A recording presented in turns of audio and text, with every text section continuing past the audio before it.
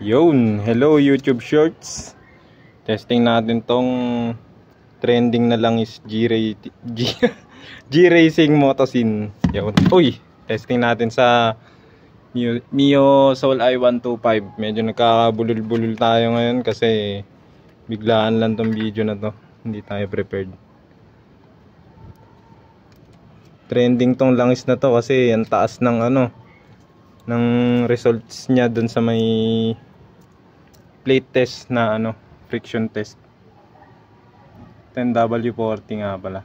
800 ml yung gamit ko kaya hindi na ako magbabawas ng 200 ml.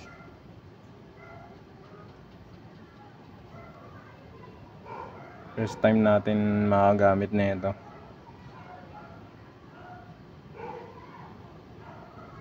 Solid naman to kasi yung friction test na yun ginagawa yun sa mga laboratory.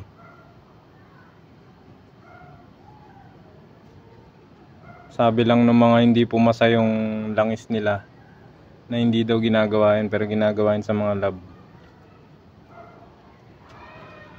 Biglaan lang gabi no. Kala mo adik. Gabing gabi nag-change oil eh.